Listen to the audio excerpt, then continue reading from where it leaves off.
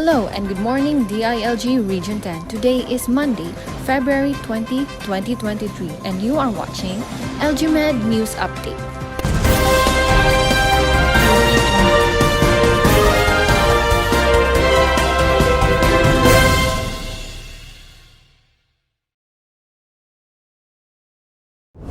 The Barangay Tanod Skills Enhancement Training Rollout for the Provincial and HUC training teams was conducted last January 11 to 13, 2023 at the Apple Tree Resort and Hotel, which aimed to equip the provincial and HUC training teams with the necessary knowledge in the preparation for the barangay rollout to capacitate the barangay tanods who do not only serve as force multipliers and traffic aid enforcers, but as symbol in the community to maintain peace and order at the barangay level, as well as being the first responders during times of emergency, crisis, and calamities.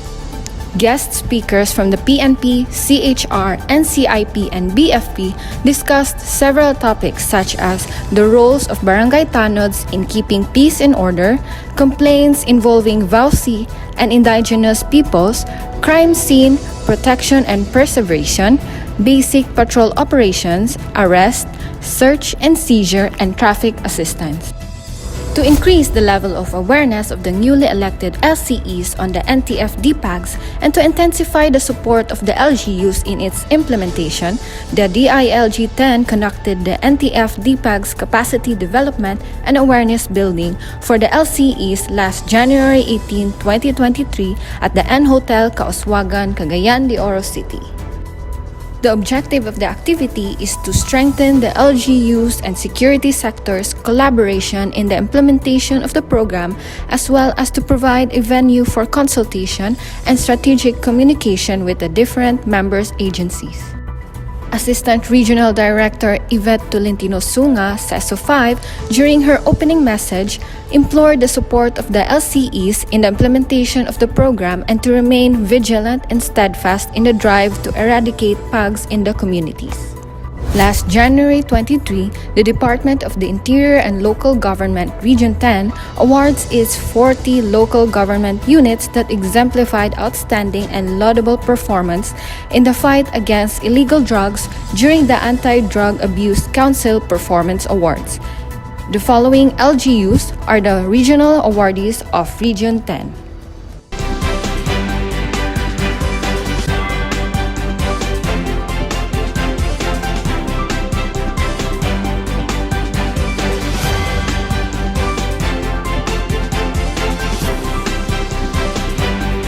All 40 LGUs have garnered passing scores in both functionality and awarding assessments in relation to the implementation, monitoring, and evaluation of anti-illegal drug activities in their respective localities. These are in addition to the following 14 LGUs that garnered a perfect score in both performance audit and calibration that were already recognized during the national awarding last December 2022. On January 23 to 27, 2023, the Internal Audit Service conducted the operations audit on ending local communist armed conflict efforts of the department, including the Enhanced Comprehensive Local Integration Program, whose objectives are to determine the degree of compliance with the laws and policies, its operationality, as well as to evaluate the outcomes, efficiency, ethicality, and effectiveness of the program. The auditors have checked and observed the livelihood projects, halfway houses, and conducted interviews with the former rebels and concerned personnel under the program both in provinces of Bukidnon and Misamis Oriental.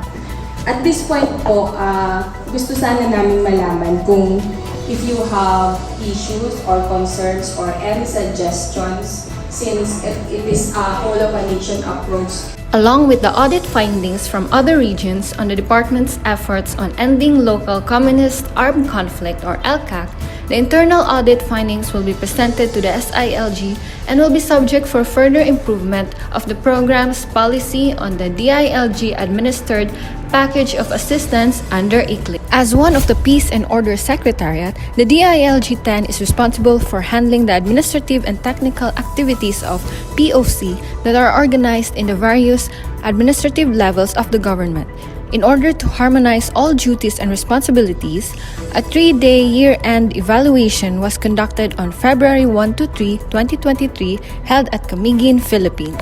The Philippine National Police Regional Office 10, in coordination with the DILG-10, conducted the BIDA rollout and caravan in relation to PNP Kasimbayanan last February 6, 2023 at El Salvador Gymnasium, El Salvador City, Misamis Oriental.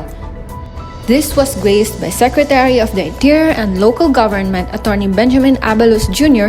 together with the Undersecretary for Plans, Public Affairs and Communication, Laura Margarita N. Gutierrez, and DILG-10 Regional Director Wilhelm M. Suico Cesofor. The SILG urged the cooperation of all government agencies and encouraged the multi-sectoral participation for the realization of the national government's anti-illegal drugs advocacy program dubbed as Buhay Ingatan, Drogay Ayawan.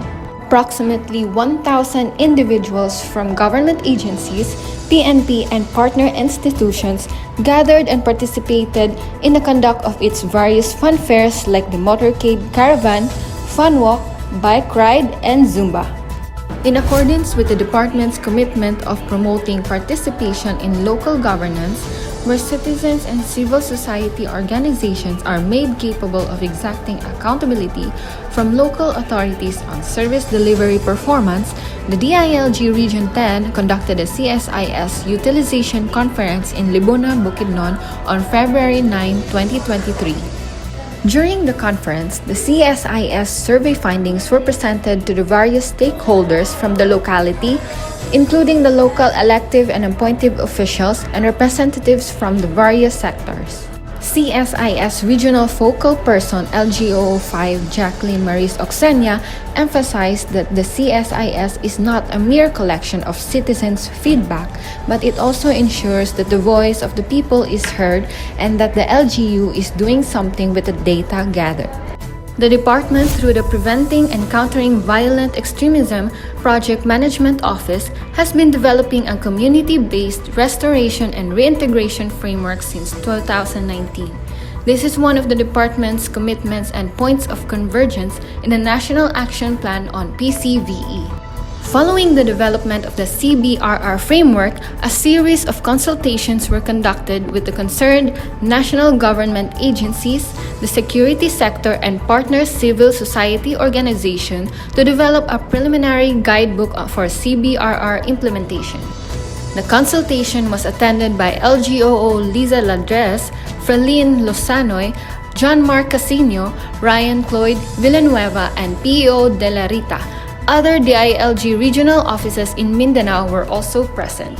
LGMED developed a website where DILG LGMED personnel can access the following: Compendium of LGMED handled PPAs, how-to videos of DILG's online system and frontline services, collection of knowledge products, document library, and many more.